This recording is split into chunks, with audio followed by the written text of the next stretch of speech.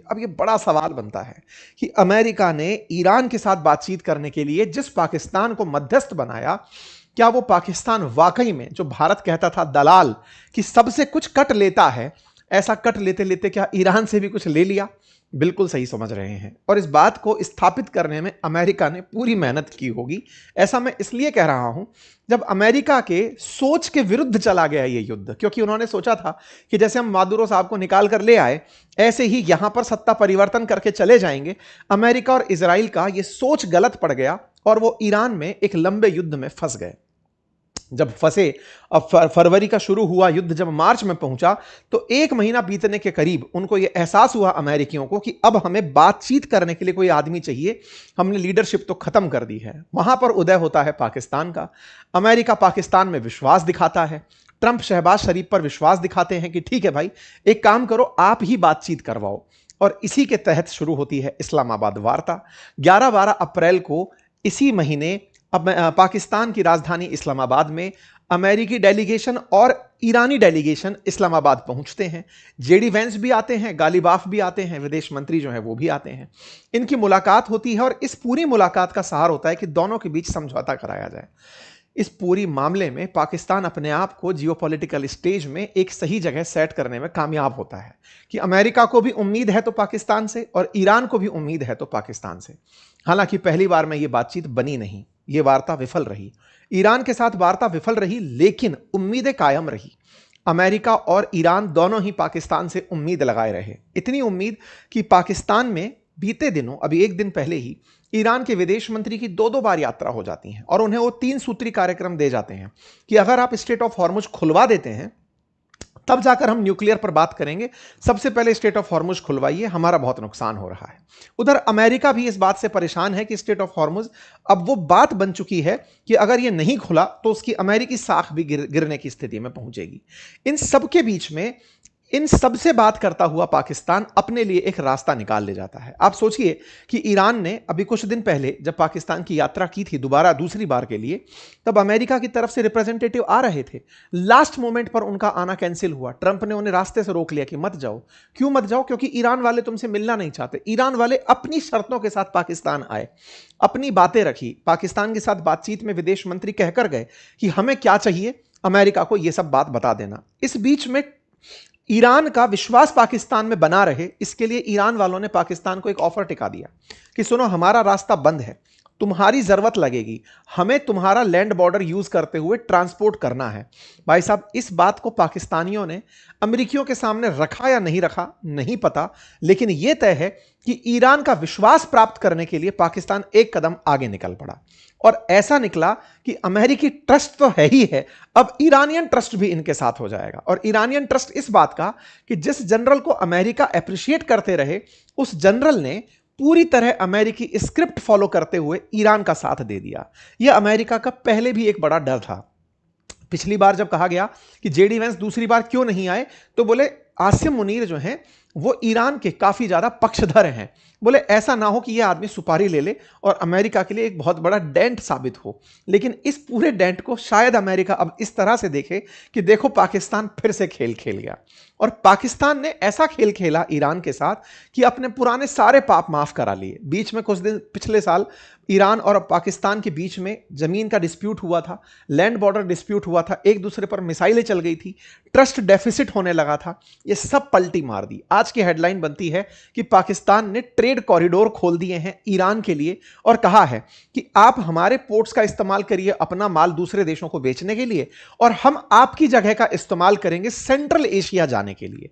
मतलब इस समय पर पाकिस्तान मोस्ट बेनिफिट में कंट्री निकलकर बाहर आता हुआ दिख रहा है। और उसने ईरान के साथ में जो डील की है, उस डील को मैं आपको समझा दूं तो वो डील इतनी है कि ईरान अब इस स्ट्रेट ऑफ हॉर्मुज पर शायद सामान के लिए निर्भर ना रहे। अब ऐसे समझिए, स्ट्रेट ऑफ हॉर्मुज असल मायने में सबकी जरूरत है। तेल बेचना ईरान की मजबूरी है, उसके बिना अर्थव्यवस्था चले नहीं। $500 मिलियन का पर डे का उसका ट्रेड है ईरान का। अगर उस ट्रेड को उसको बरकरार रखना है तो ये रास्ता खुले होना जरूरी है। लेकिन इसके बावजूद भी दवाइयां हैं, केमिकल्स हैं, भोजन के लिए अनाज है, इन सब का भी तो आना जरूरी है। अमेरिका अगर ब्लॉकेड बनाकर बैठ गया तो ये तो ईरान पूरी तरह लैंडलॉक कंट्री बन गया, मतलब इसका किसी देश के साथ व्यापार ही नहीं हो सकता। ऐसे में व्यापार के लिए ईरान का साथ पाकिस्तान ने देकर यूएन के एक क्लॉज का फायदा उठा लिया। यूएन का क्लॉज कहता है कि चाहे दुनिया किसी देश को कितना ही प्रतिबंधित कर दे, लेकिन अगर वो लैंडलॉक कंट्री है तो आप उसकी मदद कर सकते हैं, आप पर कोई प्रतिबंध लागू नहीं होगा। पाकिस्तान ने जो खेल खेला कि साहब अगर आप इसको रास्ता नहीं देंगे, अमेरिकी अगर स्ट्रेट ऑफ हॉर्मुज से माल नहीं जाने देंगे तो हमें लैंड के थ्रू रास्ता इसको देना पड़ेगा। ये बिल्कुल वैसे ही है जैसे गाजा इजिप्ट से होकर के माल बेचता है क्योंकि इजराइल ने उसको पूरी तरह पानी में घेर रखा है। बिल्कुल वैसे ही अमेरिका ने ईरान को घेर दिया तो अब पाकिस्तान से होते हुए यह सामान बेचने की स्थिति में होंगे, और पाकिस्तान से बेचने के लिए चीन द्वारा बनाया हुआ गादवार पोर्ट यूज करेंगे और कराची बंदरगाह यूज करेंगे। पाकिस्तान का यह जो पूरा खेल खेला गया है, इसके पीछे का बड़ा तर्क यह है कि इसे इस तरह से रास्ता देकर ना केवल ईरान का भला बना जाएगा, आने वाले समय में ईरान से सस्ता तेल भी खरीदा जाएगा, क्योंकि चाइना ईरान से सस्ता तेल पहले से ही खरीदता आया है। आपको याद होगा कि पाकिस्तान के माध्यम से होते हुए जो चाइना पाकिस्तान इकोनॉमिक कॉरिडोर बना रखा है चीनी लोगों ने, जो कि भारत के पाकिस्तान ऑक्यूपाइड कश्मीर वाले क्षेत्र से होकर गुजरता है, और जब यह भारत के क्षेत्र से होकर गुजरता है, भारत इसी बात पर तो प्रतिक्रिया देता है। अब विचार करिए कि आने वाले समय में ईरान अपना पूरा की पूरा, यहां से 909 किलोमीटर के आसपास बॉर्डर पाकिस्तान से साझा होता है, ईरान से यहां से माल आएगा ग्वादार पोर्ट पर, और ग्वादार पोर्ट से होते हुए पाकिस्तान के थ्रू चाइना के शिनजियांग प्रोविंस में आसानी से माल चला जाएगा। इसका मतलब कहीं ना कहीं इस पूरी पटकथा का लेखक चाइना भी हो सकता है, जिसने पाकिस्तान को यह कहा हो कि अब तो तुम्हारे पास में सबसे बेस्ट ऑप्शन है, तुम्हारे ऊपर कोई प्रतिबंध नहीं लगेगा, और ना लगने का सबसे बड़ा कारण है क्योंकि तुम्हारे पास एक ऐसी स्थिति है जो यूएन के अंदर लिखी गई है कि आप एक लैंडलॉक कंट्री की मदद कर रहे हैं, उसको आप पूरी तरह से सुविधा दे सकते हैं। और तो और पाकिस्तान यहां पर एक खेल और खेला। असल में पाकिस्तान अफगानिस्तान से बॉर्डर साझा करता है। अफगानिस्तान पाकिस्तान के बीच इन दिनों रार चल रही है, दोनों एक दूसरे पर ट्रस्ट नहीं कर रहे। तालिबान अफगानिस्तान में बैठकर पाकिस्तान पर आए दिन गोले फेंकता है।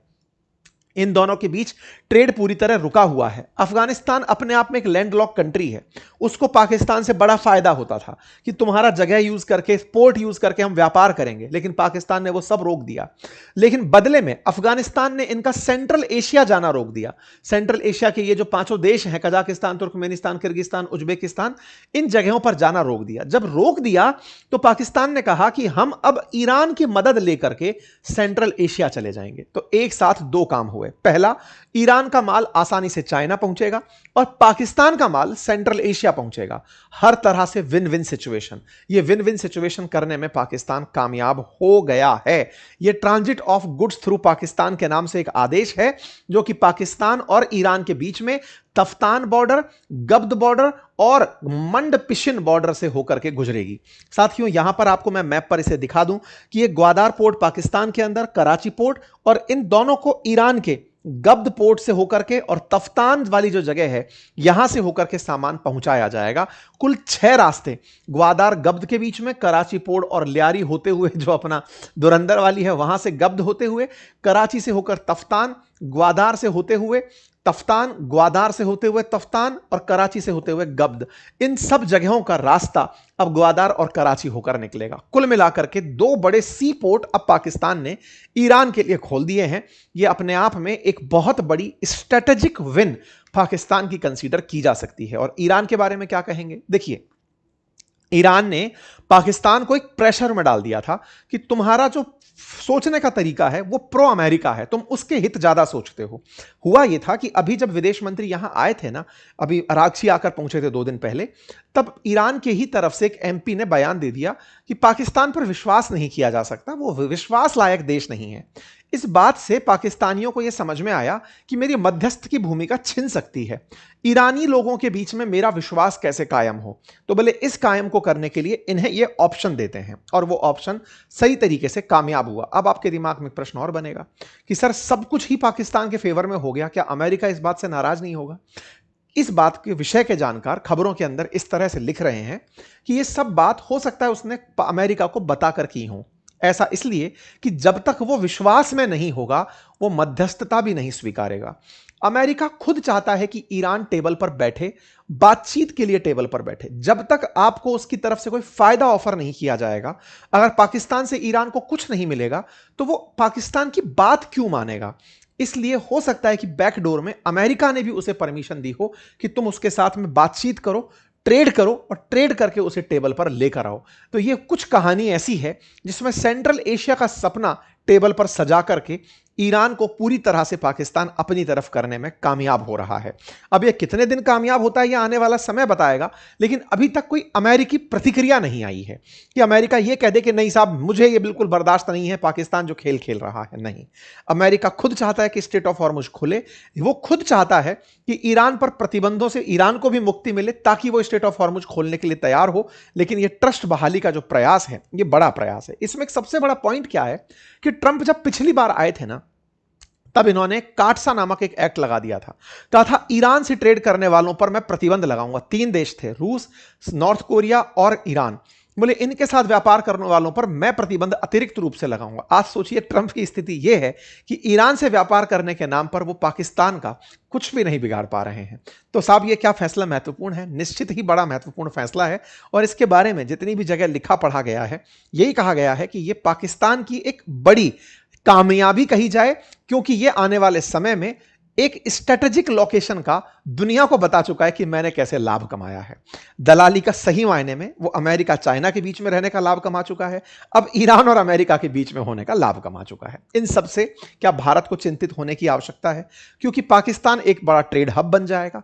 जब वो ट्रेड हब बनेगा तो चीनियों के लिए भी व्यापार के एक रास्ते खुलेंगे, क्योंकि ग्वादार पोर्ट से होकर के चीनी और ज्यादा सी पैक के माध्यम से सामान लेकर जाएंगे, और वो भारत का जो हिस्सा पाकिस्तान अधिकृत कश्मीर में है, उस हिस्से से होकर निकलेंगे। तो ये भारत के लिए चुनौतीपूर्ण तो रहेगा ही रहेगा, और पाकिस्तान जियोपॉलिटिकल टेबल पर और स्ट्रांग होकर आएगा। इन सब चीजों को समझने के लिए हमें थोड़ा सा और पीछे चलना होगा। पॉइंट क्या है ना कि ये जैसे मैंने अभी सुनाया कि ये सब शुरू हो गया, इसका मतलब ये नहीं है कल से कोई नल था जिसका बटन खोल दिया और सब शुरू हो गया। इन सबको होने में समय लगता है। स्थिति क्या है, जितनी ग्रीन दिख रही है उतनी है नहीं। हालांकि grass is always greener on the other side, but point क्या है कि जिस चाइना को ग्वादार पोर्ट की जरूरत है, पाकिस्तान ने चाइना को अटका लिया है। $60 बिलियन से चाइना पाकिस्तान इकोनॉमिक कॉरिडोर बनवाया जरूर था, लेकिन अब पाकिस्तान $25 बिलियन और मांग रहा है। कह रहा है कि सर हमें पैसे की और जरूरत है इस सीपैक को कंप्लीट करने के लिए। उस पुराने समय में आपने जो पैसा दिया था वो खप गया, हमें और पैसा चाहिए। पाकिस्तान तो वो वाला डेट वाला देश है जिसमें जितना पैसा दोगे वो डूबता है। ऐसे में ये वाला जो आप रास्ता सुन रहे हैं कि इससे सब कुछ अच्छा हो जाएगा, कल बस नल चालू हो जाएंगे और सब बहने लगेगा, ऐसा है नहीं। हालांकि इससे तत्कालिक राहत जो मिलेगी वो ईरान को जरूर मिलेगी, लेकिन चाइना या पाकिस्तान के स्ट्रेचर में कोई बड़ा परिवर्तन यहां से आता हुआ नहीं दिख रहा है। लेकिन हां, ये भारत के लिए निश्चित ही चुनौतीपूर्ण है, क्योंकि भारत को जियोपॉलिटिकल स्टेज में पाकिस्तान के थ्रू अब बड़ी चुनौती मिल रही है। पाकिस्तान, ईरान के साथ साथ अब चाइना भी, तीनों एक साथ बन जाएंगे तो भारत की सेंट्रल एशिया तक पहुंच जो है वो बाधित होगी। हालांकि भारत तमाम प्रयास जरूर कर सकता है, लेकिन कहीं ना कहीं चाबहार पोर्ट पर हमारी पकड़ जब से ये ब्लॉकेड लगा है तब से कमजोर होती जा रही है। भारत के लिए इन दिनों गल्फ और पाकिस्तान का ये किनारा एक चुनौतीपूर्ण रहा है। अब सवाल यह है कि भारत को करना क्या चाहिए। तो भारत को किसी ना किसी तरह से चाबहार पोर्ट को प्रोजेक्ट के अंदर तेजी लाते हुए कंट्रोल स्थापित करना चाहिए। भारत को चाहिए कि जो नॉर्थ साउथ कॉरिडोर था जिसके थ्रू हम रशिया और ईरान के बीच में ट्रेड करने की बात करते थे, स्ट्रेट ऑफ हॉर्मुज खुलते ही हमें ईरान के साथ वो शुरू करना चाहिए। ईरान के साथ जो हमारे आर्थिक रिश्ते हैं उसे हमें और मजबूती के साथ लेकर आना चाहिए। पश्चिम एशिया में जिस तरह से पाकिस्तान ने इस समय खेल खेला, भारत को चाहिए कि अपनी स्थिति को स्पष्ट तरीके से रखते हुए दोनों पार्टीज के साथ रहते हुए आगे बढ़ने का प्रयास करना चाहिए। बाकी आप लोग इसे कैसे देखते हैं जरूर बताइएगा। लेकिन जब इस प्रकार के डायलेमा वाले सेशंस होते हों, चर्चाएं होते हों, तो निश्चित ही आपको एक डिप्लोमेटिक डेस्क की जरूरत पड़ती है जो आपको यह बता सके कि क्या पर्सपेक्टिव भारत के लिए अच्छा होगा। इसी क्रोनोलॉजी में मैं अपना एक नया सीजन शुरू करने जा रहा हूं जिसका नाम डिप्लोमेटिक डेस्क है, जिसके अंदर हम बहुत सारे ऐसे लोगों को आपके सामने लेकर आएंगे जिनके विचार देश की नीति निर्माण में बहुत काम के रहे हैं। तो आपकी तरफ से इसके लिए खूब सारा हमें शुभकामनाएं और प्यार आशीर्वाद स्वरूप मिले तो हम इस ताकत के साथ आगे बढ़ेंगे। फिलहाल के लिए इतना ही। चैनल पर नए हैं तो सब्सक्राइब कर लीजिए। बहुत बहुत धन्यवाद।